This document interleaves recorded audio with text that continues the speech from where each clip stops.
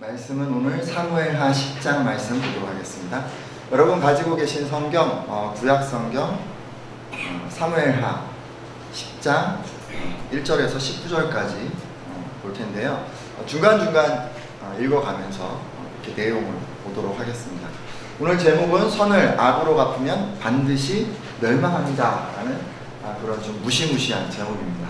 여러분 제목을 한번 읽고 말씀을 듣도록 하겠습니다. 제목 한번 읽어볼까요? 시작! 선을 악으로 갚으면 반드시 멸망합니다. 여러분 그 성도들을 향한 하나님의 뜻이 무엇이라고 생각하십니까? 여러 가지 얘기를 우리가 할 수 있겠지만 그 중에서도 가장 기본적인 하나님의 뜻은 늘 선하게 살아가는 것이다 라고 말씀드릴 수 있습니다. 하나님께서는 로마서 12장 17절을 통해서 아무에게도 악을 악으로 갚지 말고 모든 사람 앞에서 선한 일을 도모하라 라고 이렇게 말씀하셨습니다. 하나님이 우리를 부르신 이유는 가장 기본적으로 우리가 선을 행하는 거예요. 우리가 이것을 다 알고 있습니다. 그런데 왜 우리들은 온전하게 세상에 나가서 선함을 유지하는 것, 선하게 살아가는 것, 이것이 그렇게 어려운 것일까요? 아마도 그것은요, 우리가 이제 선을 행하려고 막 노력을 하는데도 주변에 많은 세상 사람들이 아무렇지도 않게 악을 행하고 있기 때문에 우리가 좀 힘든 것 같아요. 그러니까 우리만 너무 의를 쫓고 선을 쫓으려니 이상한 것처럼 그렇게 여겨지는 것이죠. 게다가 이런 경우도 있습니다. 우리가 누군가에게 선을 베푼 거예요. 근데 상대방이 이에 대해서 감사하는 것이 아니라 오히려 악으로 이 은혜를 갚으려고 할 때 그럼에도 그들에게 주변 사람들에게 계속해서 선을 베풀면서 살아가는 것은 정말 쉽지가 않습니다. 여러분 실제로 성도들 중에는요, 소속된 공동체의 사람들 가운데 정말 친절하게 대하려고 노력을 하는데 오히려 여러분을 어리석다고 생각하고 또 공손하게 대하고 있는데 오히려 여러분을 무시하려 들고 부족한 부분을 도와주고 있는데 자기 필요를 위해서 그냥 이용만 하려는 이런 사람들을 만난 적이 있으실 것입니다. 우리 이렇게 악하게 대하는 사람들을 만날 때 때로는 순간 욱하는 감정이 치밀어 오를 때도 있었을 것이고 때로 내가 저런 사람들에게 계속 선하게 대해야만 하는가 라는 그런 마음이 들었을 수도 있을 것입니다. 여러분 오늘 말씀에도요 이런 일을 당한 사람이 나옵니다. 선한 마음으로 대접하려고 했어요. 그런데 이에 대해서 상대방으로부터 악하게 응대받았던 한 사람이 있습니다. 바로 다윗이 그 주인공입니다. 그가 어떤 일을 당했는지 또 다윗이 그런 상황을 만났을 때 하나님께서는 어떻게 하셨는지 말씀을 통해서 확인해 보도록 하겠습니다. 여러분 다윗 잘 알고 계시죠? 다윗은 그 힘든 시절이 있었어요. 근데 이때 암몬 왕 나하스로부터 은혜를 입었습니다. 그는 사울과 이 대적 관계에 있었지만 후에 이 사울에 이어서 다윗이 왕이 된 이후에는 그와 이제 화친 조약을 맺고 좋은 유대 관계를 가졌었습니다. 특별히 이 암몬 왕 나하스는요, 다윗이 사울을 피해 도망 다닐 때 그가 숨을 곳을 제공해준 그 장본인이었습니다. 잠깐 볼까요? 여러분 잘 모르시니까 지금 여러분 보시는 왼쪽에 이스라엘이라고 빨갛게 보이는 써있는 글씨 보이시나요? 그쪽 땅 부분이 이스라엘이고요. 이 강 건너 사해 건너서 이쪽 부분이 오른쪽 부분이 암몬 땅이에요. 근데 이제 좌측에 있는 이스라엘 땅에서 계속해서 사울 왕이 잡으려고 하니까 도망해서 이렇게 강을 건너서 암몬 땅으로 숨었는데 그때 암몬 왕 나하스가 다윗을 도와준 것입니다. 근데 여러분 어느 날 시간이 지났어요. 다윗이 암몬 왕 나하스가 죽었다라고 하는 소식을 접합니다. 그리고 다윗은 과거에 자신이 받은 은혜를 생각합니다. 그리고는 나하스의 그 아들에게 이제 조문객을 보내는데요. 그가 어떤 마음으로 조문객을 보냈을까요? 사무엘하 10장 2절 말씀인데 같이 한번 읽도록 하겠습니다. 다윗이 이르되 읽어주세요. 시작! 다윗이 이르되 내가 나하스의 아들 한온에게 은총을 베풀되 그의 아버지가 내게 은총을 베푼 것 같이 하리라 하고 아멘. 여러분 이 말씀 보면 다윗은요 자기가 그 나하스로부터 받은 은혜를 그의 아들 한온에게 계속해서 갚으려고 하는 생각으로 이 조문사절단을 보냈음을 알 수가 있습니다. 저는 여러분들도 이렇게 다윗처럼 하셨으면 좋겠어요. 누군가에게 받은 은혜 쉽게 생각하면 안 됩니다. 여러분, 우리가 그걸 기억하고 갚아야 돼요. 그의 자녀들에게까지라도 이렇게 갚으려고 하는 이런 마음이 여러분에게 있으셨으면 좋겠습니다. 하나님께서는 여러분이 받은 은혜를 잊는 그런 사람들이 아니라 그 은혜를 반드시 갚으려 하는 그런 사람들이 되기를 바라십니다. 여러분, 우리가요, 누군가에게 이렇게 선하게 대하는데도 불구하고 여러분 악하게 받아들일 때가 있습니다. 그런 사람들은 여러분이 선한 의도로 친절하게 대하는데도 불구하고 여러분의 친절을 그저 자기를 이용하기 위해서 가식적으로 베푸는 것이라고 곡해해서 생각을 합니다. 바로 다윗 왕의 지금 조문을 받고 있는 나하스의 아들 한운이라고 하는 사람이 바로 그런 사람이었습니다. 한운은 다윗 왕의 조문객이 단도하자 그들을 다윗이 보낸 첩자로 생각해서 심하게 모욕합니다. 한운이 다윗 왕의 조문사절을 어떻게 모욕했는지 잠시 말씀을 통해 보도록 하겠습니다. 사무엘하 10장 4절 말씀인데요. 이에 한운이, 같이 읽어주시겠어요? 시작. 이에 한운이 다윗의 신하들을 잡아 그들의 수염 절반을 까고 그들의 의복에 중동도리까지 자르고 돌려보내매. 아멘. 이 한운이 지금 어떻게 했냐면요, 다윗의 조문사절단의 그 수염을 절반만 딱 깎은 거예요. 당시 그 명예와 권위를 상징하던 이 수염을 강제로 깎는다라고 하는 것은요, 최고의 어떤 모욕, 수치 이런 거를 안겨주는 행위였습니다. 뿐만 아니라 지금 말씀을 보면 다 깎은 게 아니고요, 절반만 딱 깎았어요. 그러니까 이게 아주 보기 좋게 가꾼 어떤 수염의 모양을 완전히 망가뜨린 거예요. 한쪽 부분만 깎아서 우스꽝스러운 모습으로 만들었다. 사람들의 그 웃음을 사는, 비웃음을 사는 그런 모양으로 만들었다는 말입니다. 하지만 여러분, 오늘날은 수염이 뭐 그런 것을 상징하진 않잖아요. 그러니까 우리는 무엇으로 우리를 드러내죠? 옷이나 헤어스타일. 그럼 어떻게 한 거예요? 옷을 갈기갈기 찢거나 아니면 머리를 대충 막 이리저리 깎고 자르고 해서 머리를 이상한 모양으로 만들어서 그렇게 지금 놔둔 것으로 유추할 수 있습니다. 그리고 다음을 보면 어떻게 했냐면 중동볼기까지 옷을 잘랐다라는 그런 이야기가 나옵니다. 여기서 중동은 절반 부분이라는 뜻이에요. 절반. 당시 옷이 어떻게 됐냐면 속옷을 입지 않았어요. 속옷이 제대로 없었어요. 근데 그냥 통짜로 이렇게 옷이 쭉 내려가는 거예요. 근데 절반을 딱 자르면 어떻게 되는 거예요? 여기를 자르면 밑에가 다 보이죠. 가릴 수가 없어요. 그러니까 이게 옷으로서 기능을 하지 못하는 거예요. 가리는 기능을. 근데 그렇게 하반신을 다 보이게 해서 사람들 앞에 이렇게 내놨다는 얘기예요. 여러분, 당시 이런 관행은요, 전쟁 포로들 있잖아요. 전쟁 포로들에게 수치를 안기기 위해서 하는 뭐 그런 행동이었는데, 지금 외교사절단을 그런 모습으로 돌려보냈다라고 하는 것은 지금 그들을 보낸 왕과 나라를 아주 심하게 모욕하는 것이었습니다. 여러분, 제가 다윗은 진심으로 그 암몬 왕 나하스에게 받은 은혜를 기억하고 그의 아들 한운에게 그 은혜를 갚으려고 했다고 했습니다. 그래서 이렇게 조문사절단을 파견한 것입니다. 근데 결과가 어떠했습니까? 호의에 대해서 감사의 메시지가 왔나요? 아니잖아요.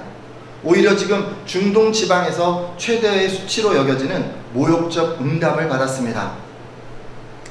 여러분, 이것을 통해서 우리가 알 수 있는 사실은 무엇일까요? 우리의 선의가 항상 좋은 결과를 가져오는 것은 아니다라는 그런 사실을 말해주는 것이 아니겠습니까?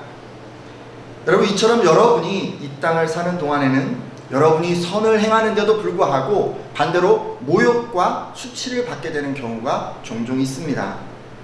흔히 사람들은 가는 말이 고우면 오는 말이 곱다라고 얘기를 하죠. 일반적인 관계의 법칙입니다.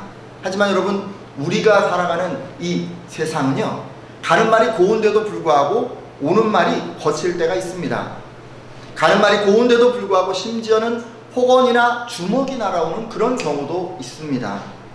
이것이 바로 죄악으로 가득 차 있는 이 땅의 현실입니다. 근데 여러분, 우리만 그런 게 아니에요. 예수님도 이런 형편을 다 겪으시고 우리가 이런 상황에 처해 있다는 것을 알고 계십니다. 예수님 역시 이 땅에 계실 때 이런 상황 가운데 들어가셨어요. 주님께서는 인류의 구원을 위해서 평생 온 힘을 다해서 사랑을 베푸셨습니다. 어려운 사람을 돕고 병자를 고치고 온갖 선한 일을 다 하셨어요. 그렇지만 여러분, 예수님께 돌아온 것은 무엇이었죠? 사람들의 조롱과 침뱉음과 주먹질과 채찍질 아니었습니까? 심지어 사람들은 예수님을 십자가에 못 박기까지 하면서 그렇게 예수님을 푸대접했습니다.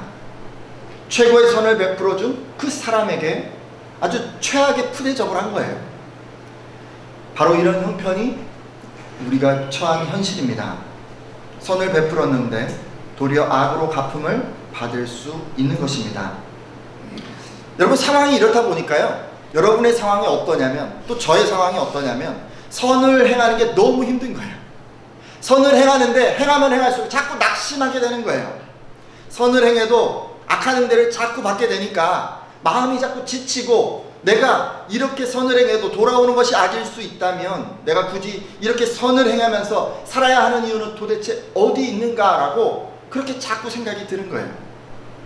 하지만 사랑하는 성도 여러분, 그렇지만 낙심하지 마십시오.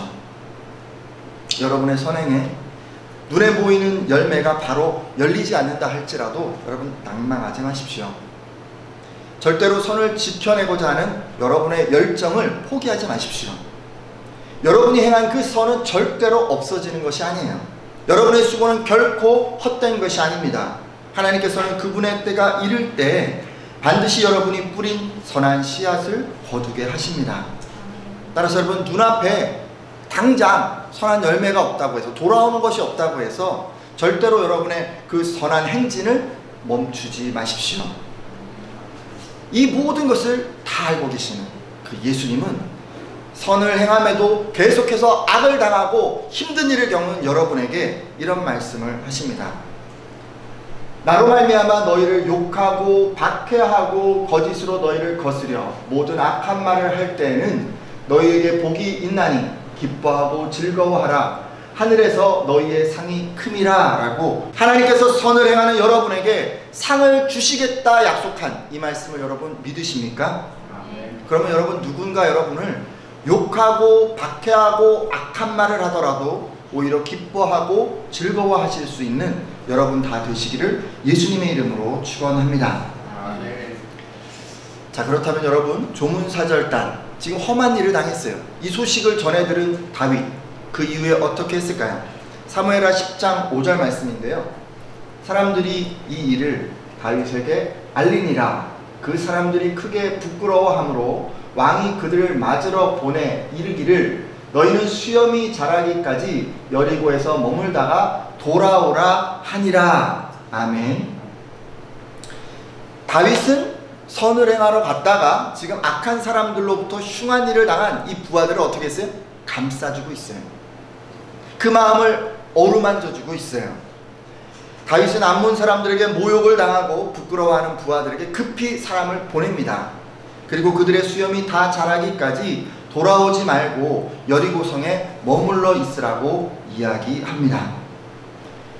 다윗은 그들이 지금 예루살렘으로 돌아오게 되면 많은 사람들에게 창피를 당할 것을 염려하자 국경을 넘으면 바로 있는 그 도시, 첫 번째 도시인 이 여리고에서 수염이 다 자랄 때까지 머물러 있으라고 그렇게 배려를 해 준 것입니다. 저는 이런 마음들이 좀 우리나라 정말 가득했으면 좋겠습니다. 우리나라 대통령도 세워진 그 권위도 또 뭐 세워져 있는 재계 인사들도 다 좀 이런 마음이었으면 좋겠습니다. 다윗처럼 이런 리더십 가졌으면 좋겠어요. 누군가 맡겨진 일을 감당하다가 어려움을 당하며 그것이 감정노동자가 겪는 인격적 모독이든 또는 산업 현장에서 재해를 입은 어떤 노동자들이든 자기 가족이 당한 것처럼 그렇게 배려해 주었으면 좋겠습니다. 그들이 다친 어떤 상처뿐만 아니라 상한 마음까지 감싸 안는 리더십들이 우리나라에도 더 많이 세워지기를 소망합니다. 최근 보니까 다행스럽게도 문재인 대통령이 그 국가유공자들에 대해서 많은 관심을 갖는 것 같습니다. 근데 이유로는 이 국가유공자뿐만 아니라 이 사회에 숨겨진 의인들 많이 있잖아요. 여러분, 세월호 의인들도 여러분 기억하고 계십니까? 저는 가끔 이렇게 사진을 봐요. 이런 분들 정말 우리가 잘 대해드려야 되는데 그런 마음 같습니다. 우리 사회가 그런 분들에 대해서 깊은 관심을 가져주는 그런 분위기가 무르익었으면 좋겠습니다. 혹시 여러분 가운데 그 자신이 소속된 그 공동체 가운데서 내가 좀 높은 자리에 올라가리라, 리더십을 가져보리라 이렇게 생각하는 분들이 계시다면 제가 빨리 승진하게 해주세요, 제가 빨리 어떤 자리에 좀 오르고 싶습니다 라고 이렇게 기도하기보다는 저도 다윗 같은 그런 배려의 리더십을 갖겠습니다, 제가 그 리더십을 가질 수 있도록 하나님 저를 도와주세요 라고 이렇게 기도해 주십시오. 하나님께서는요 높은 자리에 오르는 거 금방 해요. 그게 중요한 게 아니에요. 가서 어떤 사람이 되느냐가 하나님은 더 중요합니다. 여러분, 우리가 하나님의 마음으로, 하나님의 기도 제목으로 그렇게 기도했으면 좋겠습니다. 자, 그럼 다시 잠깐 말씀을 또 볼까요?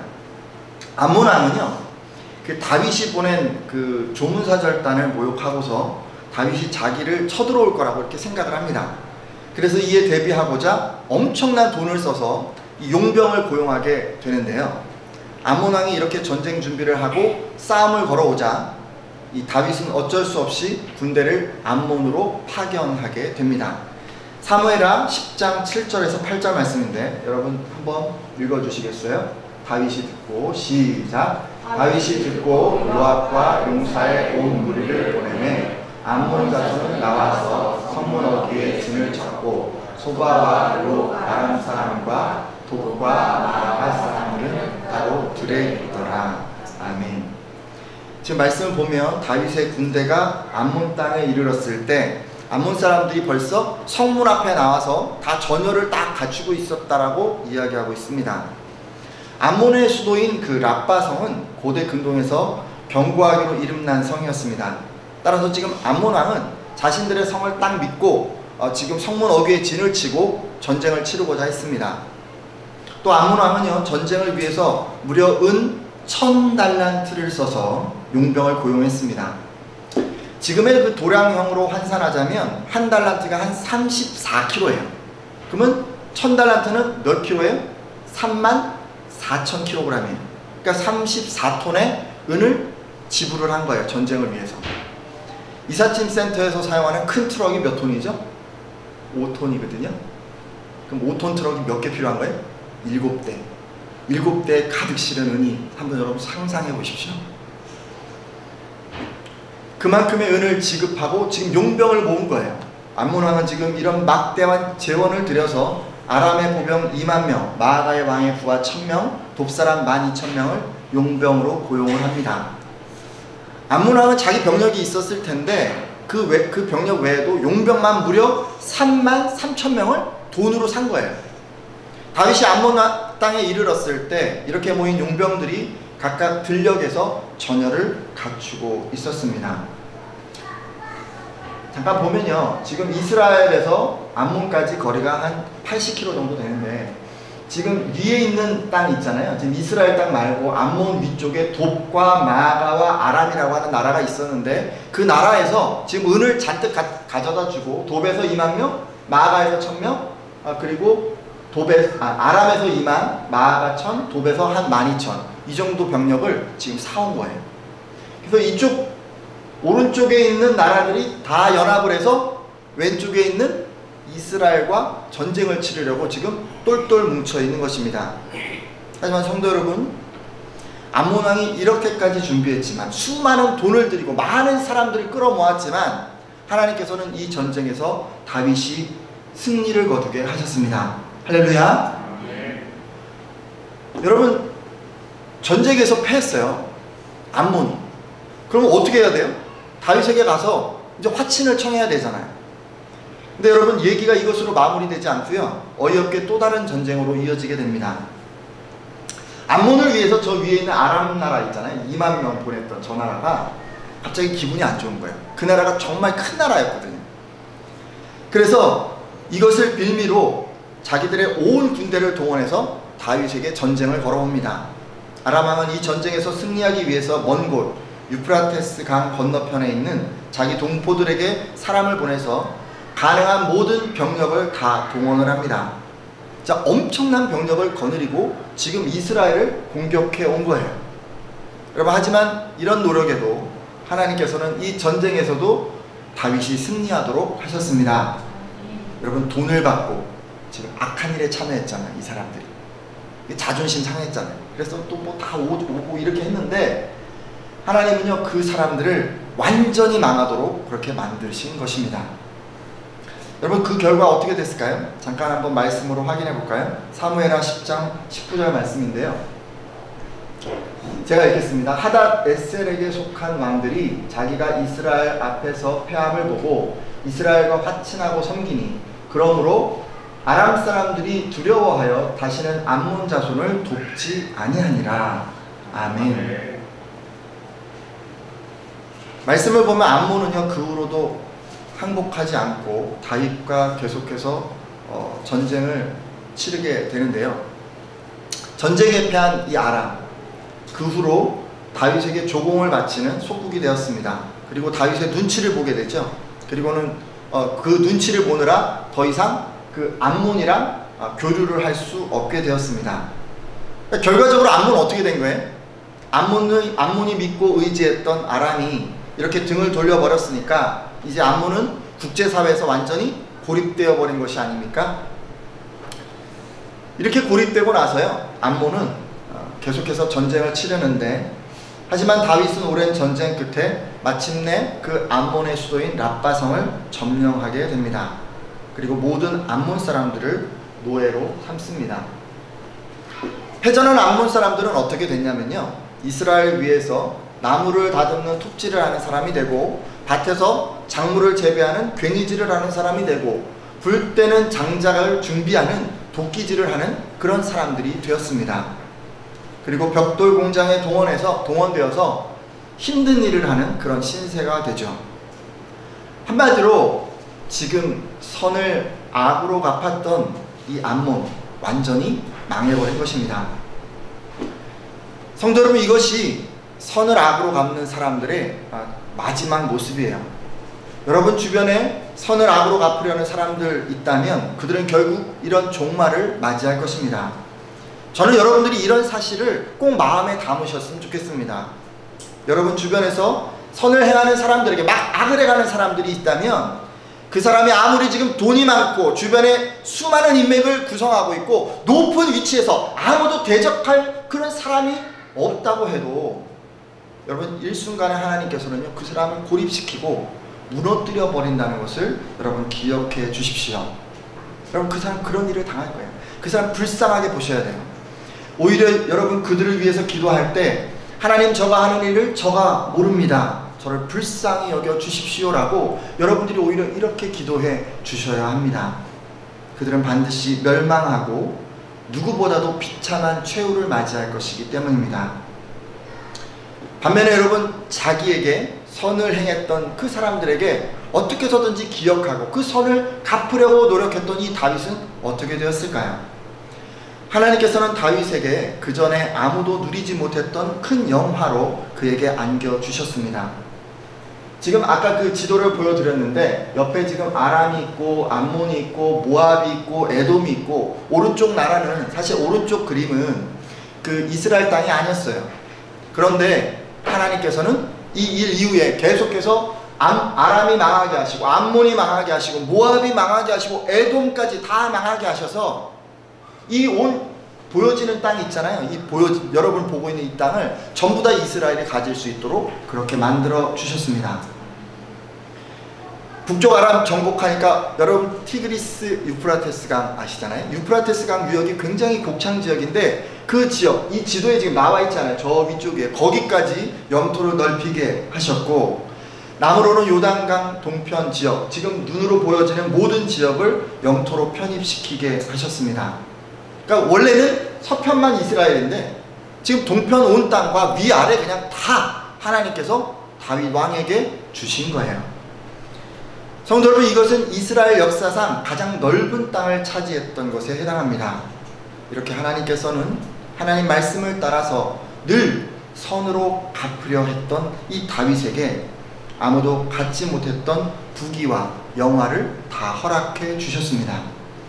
여러분, 바로 이것이 선을 서려고 하는 그런 사람들이 받는 복입니다. 자, 그렇다면 우리 어떻게 살아야 할까요? 다윗처럼 어떤 은혜를 받았던지 그 은혜를 꼭 기억하고 갚는 그런 인생 다 되어야 하지 않겠습니까?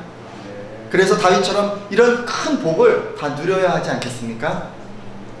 일단 여러분들이요, 저는 하나님에게 받은 은혜를 좀 기억하셨으면 좋겠어요. 그리고 하나님에게 어떻게 하면 그 은혜를 갚을까, 그런 마음을 가지고 이렇게 살아가셨으면 좋겠어요.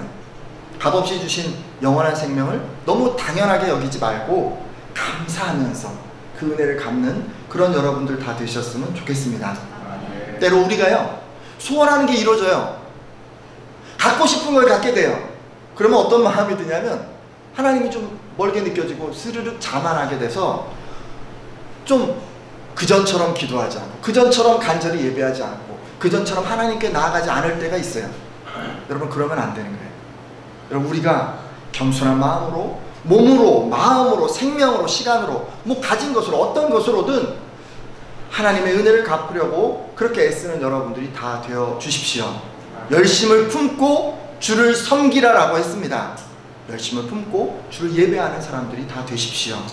그래서 여러분들이 하나님이 주시는 그런 큰 복을 다 누리기를 주님의 이름으로 축원합니다. 하나님에게만 갚는 게 아니에요, 여러분. 사람에게도 갚으십시오. 다윗이 그랬잖아요. 다윗이 자기가 은혜 받은 그 나하스 왕에게 은혜를 갚으려고 했던 것처럼 여러분도 그렇게 하십시오. 누구에게 은혜를 입으셨습니까? 아마 여러분은 부모님에게 은혜를 입으셨을 거예요. 또 은사님에게 은혜를 입으셨을 거예요. 또 주변 지인들에게 힘들고 어려울 때 위로를 받았을 때도 있고, 또는 물질적인 도움을 받았을 수도 있어요. 그런 분들에게도 여러분 받은 은혜를 잊지 말고 꼭 갚는 분들이 되어 주십시오. 그래서 하나님이 주시는 귀한 복 다 누리시는 분들 되셨으면 좋겠습니다. 한 가지 더 말씀드리자면, 계속 말씀드리는 건데, 악한 자에게라도 반드시 선하게 대하도록 하십시오. 때로 선하게 살아가고자 하는 여러분에게 악하게 대하는 사람들이 있을 수 있습니다. 그분들이 어떤 식으로 여러분에게 악하게 대하든지 어떤 악을 행하든지 여러분 절대로 선한 태도를 잃지 마십시오.